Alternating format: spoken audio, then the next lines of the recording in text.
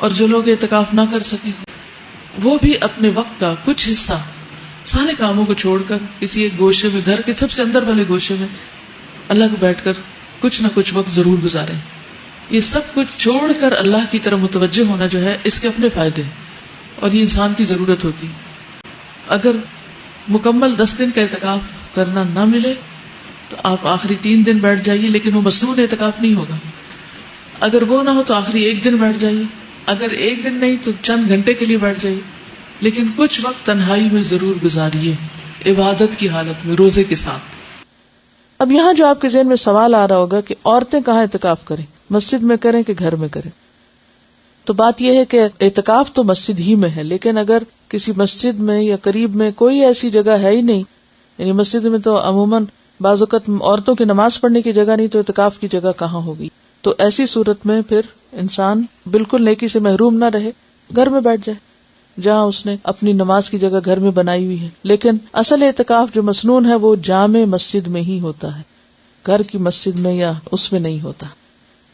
اب اس میں آپ سوچ رہے ہوں گے، کنفیوژن ہو گیا آپ کے، اچھا یہ ہوتا ہے یہ نہیں ہوتا، اسی لیے بہت سوال اٹھتے ہیں. اگر ایک بات آپ سمجھ لیں تو سارے کنفیوژن دور ہو جائیں گے. ایک ہے آئیڈیل سچویشن جو اصلی ہے، اور وہ کیا ہے؟ 10 دن کا اعتکاف روزے کے ساتھ جامع مسجد کے اندر، جس میں ساری شرائط پوری کی جائیں جو بھی بیان کی گئی، کہ باہر نہ جنازے کے لیے نہ ہی کسی اور ضرورت کے لیے، کہ مسلسل مستقل طور پر انسان وار ہے.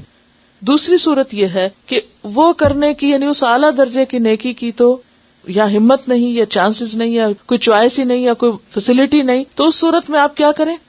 دن کم کر سکتے ہیں. اگر کسی کو کوئی ایسا شرعی عذر ہے کہ روزہ نہیں رکھ رہا تو سوچتا چلو میں ایک جگہ بیٹھ کے عبادت کر لوں، مسجد میں نہیں تو گھر میں بیٹھ جائے، وہ پھر کیا ہے؟ کنوینئنس کا اعتکاف ہے. ٹھیک ہے، تو کنوینئنس میں تو پھر آپ 1 دن کا کر لیں، گھر میں بیٹھ کے کر لیں، کھانا بھی پکا لیں اور آ کے اپنی جگہ پہ بھی بیٹھ جائیں، پھر وہ ایک دوسری صورت ہے.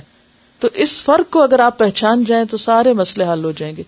یا تو آپ وہ اعتکاف کریں جو اصل اعتکاف ہے، جس کو اعتکاف کہا گیا، اور اگر وہ نہیں تو پھر جو چاہیں کریں، جتنی دیر بھی کریں، کیونکہ عبادت ضائع نہیں ہوتی.